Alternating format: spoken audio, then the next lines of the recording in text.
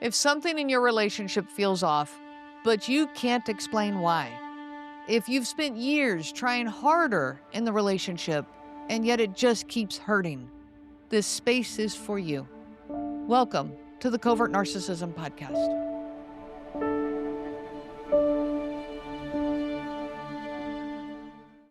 Today's episode is titled The Reality of Covert Narcissism Within a 42-Year Marriage.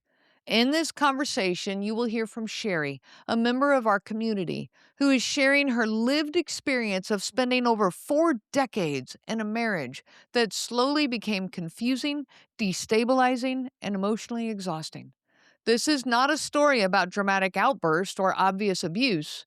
It's about the quiet erosion of self, the cognitive dissonance that builds over time, and the moment when the body and mind finally say, I can't do this anymore. Shari speaks honestly about triangulation, passive aggression, being disbelieved, and the toll that this took on her nervous system and sense of identity. She also shares what it took to walk away later in life and what she's learning now about peace, self-trust, and taking care of herself without guilt. If you've ever wondered whether it's too late to choose yourself or question your reality after years in a long-term marriage, then this episode is for you. I have a special guest with us. This is Shari. Shari is part of the Facebook group, our community Facebook group with the CNG, and comes to share her story with you. Shari, so glad to have you here today. How are you doing? I'm doing good. We have a snow day and I was able to stay home and get a bunch of chores done. I'm doing good. Good. How much snow did you get? About 6 inches. Okay. We don't have snow here yet, but I hear it's coming. I'm hearing rumors that it's coming this weekend. So let's dive into the questions that we have on the table today. Shari, tell us what brings you to us today. Okay, so I was in a long relationship with my husband and things went bad the last couple years. And so I needed some answers and some support. In Massachusetts, it's really hard to find a therapist. So I decided to join some groups on Facebook, and I started with domestic abuse because that was what I knew part of what had happened. And from there, I found Life After Divorce. And after chatting with people there, they started talking about covert narcissism. And I felt like a lot of what had happened ticked off those boxes. So then I joined Covert Narcissism, and after listening to people's stories, and I understood that that's what I was dealing with, especially when some of the lists were made about how to look for. Okay. And you're talking about the Facebook group, the Covert Narcissism group. Yes, yes. Okay. All right. And did it help you? Does it help you to connect with others who are going through this same situation? Yeah, it helped me in 2 ways. One, that I'm being able to talk to other people who've been through this because no one can really understand it who hasn't been through it. And also, what had happened, it was a surreal experience, what happened with my marriage, and I had never heard of covert narcissism before. So it answered a lot of my questions. Good. So when you dealt with when it started connecting the dots that you were dealing with covert narcissism, were there certain traits that jumped out at you that these were the ones? Like for me, when I read the phrase circular conversations, I knew exactly that jumped off the page at me. Were there traits such as maybe passive aggressiveness or, gaslighting, triangulation, whatever that were very clear to you? So there were flying monkeys and triangulation, and he had a new supply. The cold callousness of how he treated me. Um, so many, all of them. He's a little different in some ways, but I guess they all are. And going right back to the very beginning of our relationship, I realized that the way lots of passive aggressive behavior, a lot of lying about how he would treat me. There wasn't a lot of love bombing. I think because we were so young and he didn't really grow into this until he got older. But everything since like the last 5 years is textbook. Okay. Yeah. Was this a long marriage? Yeah, I've been with him for 48 years and married for 42 and separated for 1. Wow. That Yeah. is a long marriage. So It you was didn't see any of this in the beginning of your not relationship? not at all because my stepfather, no longer my stepfather, is a malignant narcissist. And so I thought I knew about narcissism. I didn't know there was a way for it to be covert. Um, I can spot a con man a mile away, but I was married to someone who really was a con man for my whole life. Wow. So, yeah, it was hard to figure out that he was a covert narcissist because he really didn't control me a lot. Okay. But Can you describe the passive aggressiveness? yes, so there's an example. When we were together for a short period of time, he made fun of me in front of his friends. And I asked him not to do that very nicely, and he kept doing it. And so then we had fights about it. And then finally, I just started treating him that way, and he stopped doing it to me. Another one was when he had high cholesterol, and his doctor told him that he should eat less pasta. So then it was all my fault because I cooked too much pasta, and he told everybody that I fed him pasta, and that's High why he cholesterol. had high cholesterol. And I told him, I said, well, beer counts and cookies count. And oh, no, no, it's just pasta. Of course, because that's the one he can blame on you. Right. Yeah. Okay. Yeah. And did you deal with triangulation? Yes. So we sell hay. Um, she owns a rescue or works for a rescue, and she was buying hay. And slowly over time, they kept getting closer and closer. And I made comments about it. And she started telling me things like, it's not my farm, I'm not part of the team. She said this to one of my friends too that was on the farm that they didn't need her help. And the worst night was when all the hay was done. I had come home from work. I had supper almost ready. We were all out in the shop. Said, let's go in. It's, dinner's almost ready. I just get finish it up. And she looked at me and she said, "You're going to make him help with dinner after him working so hard all day?" And I'm like, I was so upset. I can't remember what I said to her, but she got up and started throwing things and breaking beer bottles and screaming at me. And he just stood there and watched the whole thing. It was my nephew who finally got her to back down and go home. Wow. Yeah. Wow. Okay. So how did the triangulation, the passive aggressive behavior, how did that impact your nervous system over all those years? Oh, I was That last November, I was at the end. I was done physically, emotionally exhausted. My middle daughter made a comment to me, and that's when I ended up at the hospital and in the psych ward because I had had more than I could handle. And so then when I was walking into the psych ward, I thought to myself, I'm done. When I get home, I'm filing for divorce. And I've never looked back. It just took me a while to figure out what had happened. He didn't have my back. He didn't care about me anymore. I made a comment one day. I said, if I was on the ground dying in front of you, you wouldn't save me. And he didn't say anything. Wow. Yeah. Okay. So after returning home from the hospital, there was a clear shift in you that you were done. Oh, absolutely. And I've never looked back, never want to be with him again. I had to find a way to understand, talk about the cognitive dissonance. That Mhm. was so hard for me because I really thought we would be together forever and Yeah. that we really had a good relationship. And to realize that he was never who I thought he was very difficult. In that realization, you're right. It is an incredibly difficult realization. Can you describe some of how that felt? It was exhausting. It's hard to describe. No one believed anything. It took a long time to actually get a couple of people to believe that he was not who we all thought he was. It was like living in a alternate universe or something like that. It was so Yes. It's like living in the twilight zone. Did you have anyone in your world that saw it as well, or were you, like, really felt like you were the only one? I'm the only one. Okay. Yeah, Okay. And that makes it even harder, it is if there's does. no one. I Right. tell people often that if you have at least 1 or 2 people, even just one person that sees it too can make a huge difference. Right. And people that didn't know him, and when I talked about what was happening, they definitely supported me and, helped me get through it. But I'm still not sure anybody really understands what it's like to Mhm. be in that position, in that kind of relationship. Yeah. So the cognitive dissonance is a huge thing. It just leaves you in a very confused state. Yeah. So as you were going through this, when I asked, how it felt, was it confusing to you? Oh, extremely confusing.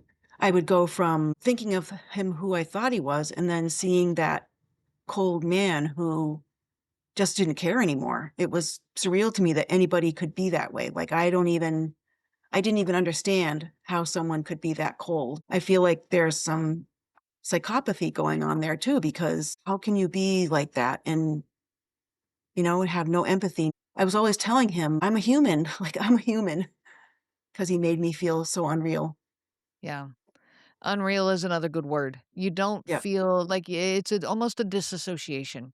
You don't Yeah. feel connected to yourself, your own sense of identity. Great. Yeah. Yeah. Did you go through a phase of grieving? Absolutely. The last 2 years of our relationship, I cried almost daily. After I walked away, I was still grieving. I think I finally got to the point now where I understand what happened, and so I was able to forgive myself. Yeah.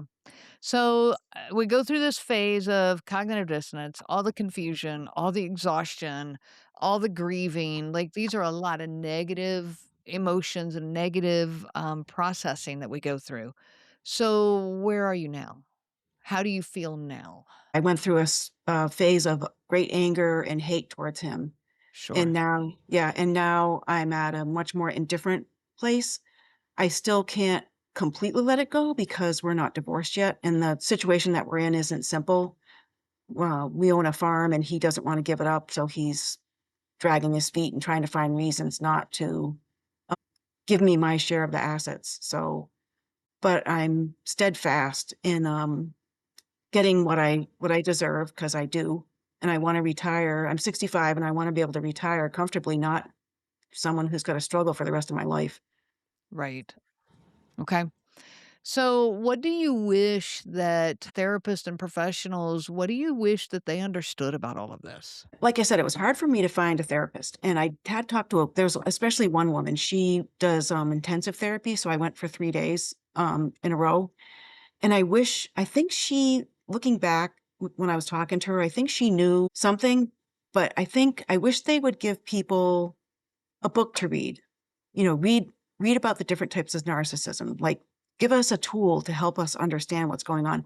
She helped me see a future without him. Like, I could see myself living in a home without him. So she gave me that.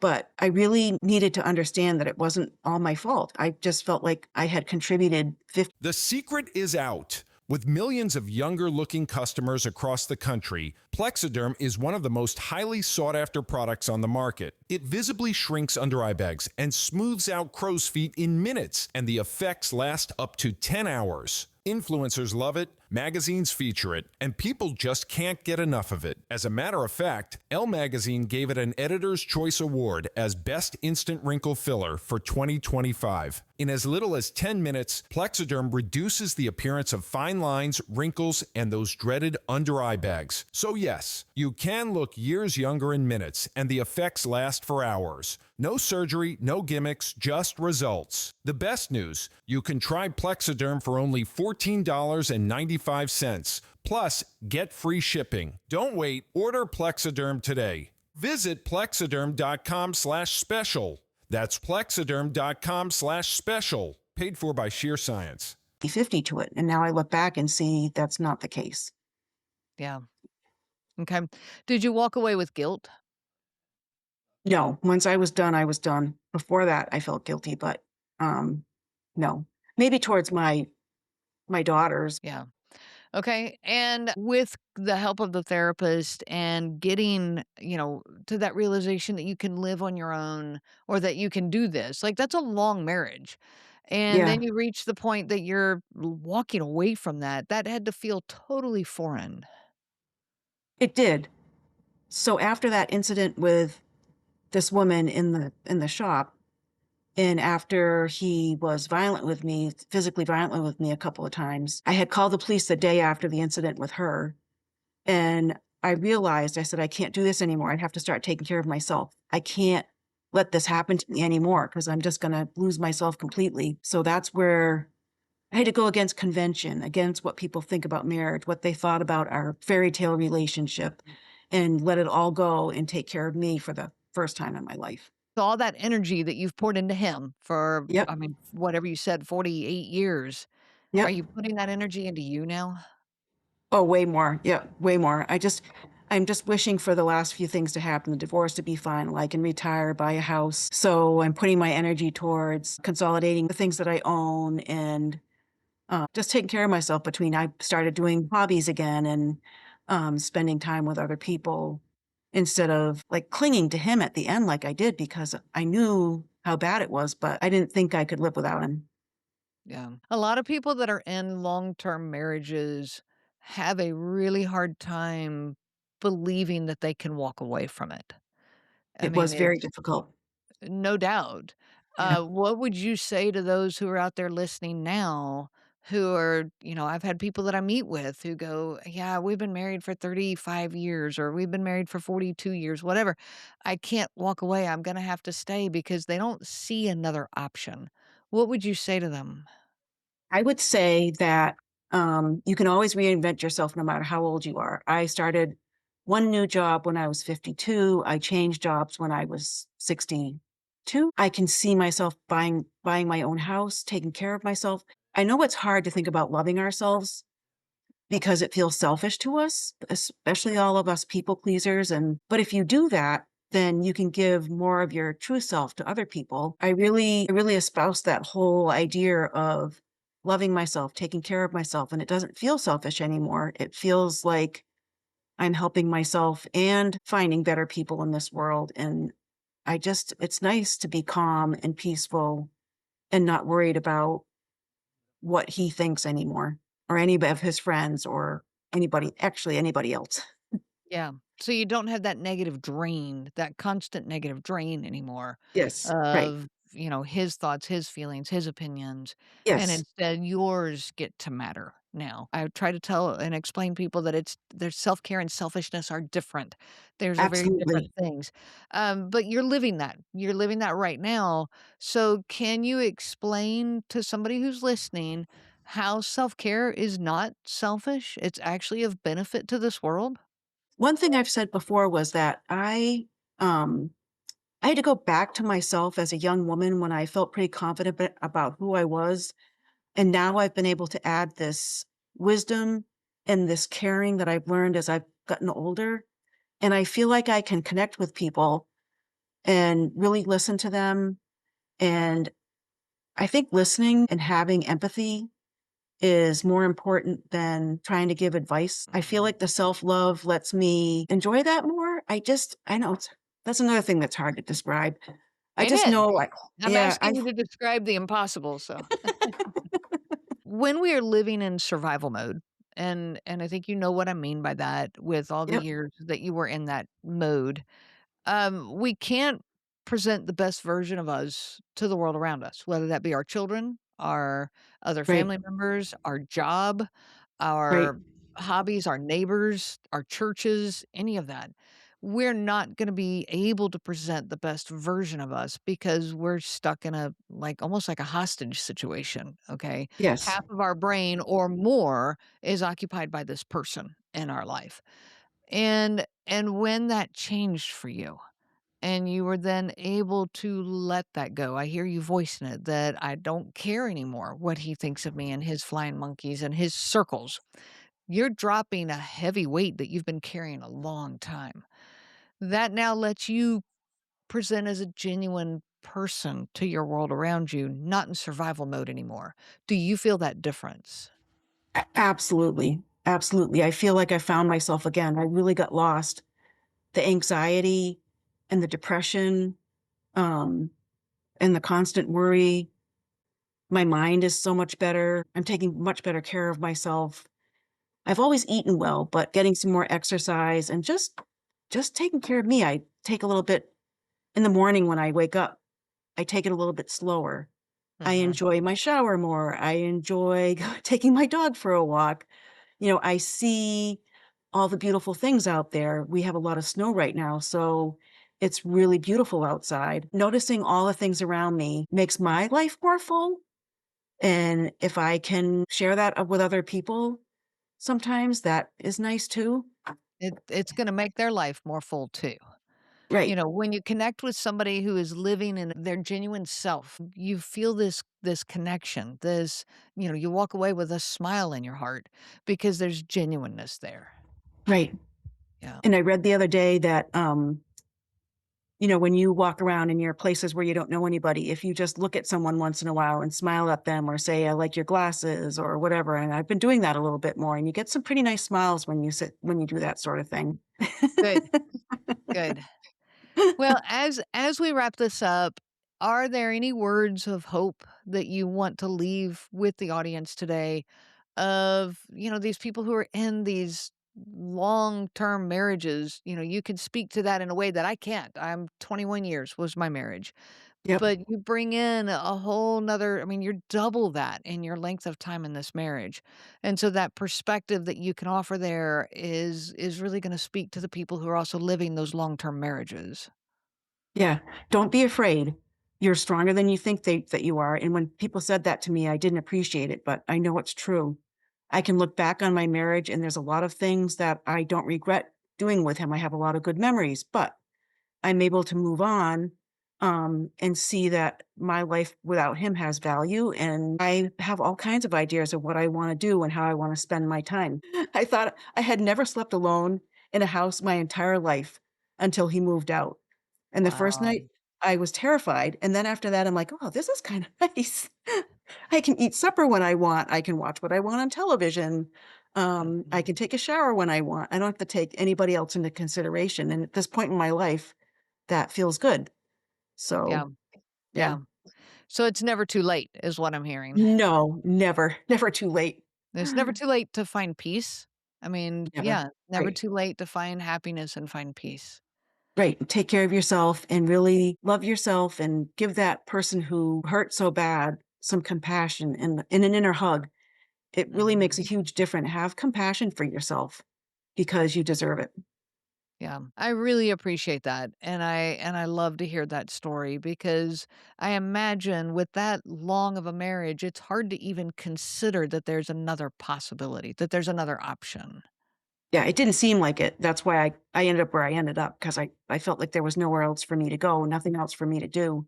And even though I had been reading things on Instagram. There's a person that I really like to follow, and she's very caring and kind and all the things that she puts on there. And seeing the therapist that I saw, I still didn't believe it. So it had to get to the point I had to hit my rock bottom and then Mm. realize no one was going to take care of me but me. And it's okay to rely on ourselves. It is okay to rely on ourselves. In fact, I think it's necessary. Yes. And that's hard. That's a hard thing to understand. Sherry, thank you so much for sharing your story here and for your words for those who are listening who are living this same nightmare that you have been through. Thank you for having me. I really would like to help other people. I know because I know how difficult it really is to be in that situation and live that in that world. As we wrap up, I want to thank Sherry for the courage it takes to tell a story like this, especially after 42 years of marriage, where so much of the harm was invisible to the outside world. If you're listening and recognizing pieces of yourself in her story, I want you to hear this clearly. It is never too late to find peace. It is never too late to listen to your body, to honor your truth, and to stop surviving just to keep everything looking okay from the outside. It doesn't mean you have to walk away today or tomorrow or ever, but it is never too late to heal. Just seeing and identifying covert narcissistic abuse is not a single moment, it's a process. And choosing yourself is not a single moment, it's also a process. And it's not selfish, it is necessary. It is self care. If this episode resonated with you, please know that you are not alone. Your confusion makes sense, your exhaustion makes sense, and healing is possible even now. Thank you for being here, and I will see you next time. I wish you so much peace on your journey of healing. If there were ever an audience that I wish did not have to exist, it would be this one, because of what it means you've lived through. I'm truly sorry that you understand this so deeply, and I'm really glad that you're here. May this be a place of safety, clarity, and peace. You are not alone anymore. and you don't have to figure this out by yourself. If this episode resonated with you, please subscribe so you don't miss future conversations. And if you'd like to learn more about the support, resources, or coaching that is available for you, you can visit covertnarcissism.com. While I hate it for everyone who understands what I am talking about, I'm really glad that you're here, and I wish you so much peace on your journey of healing.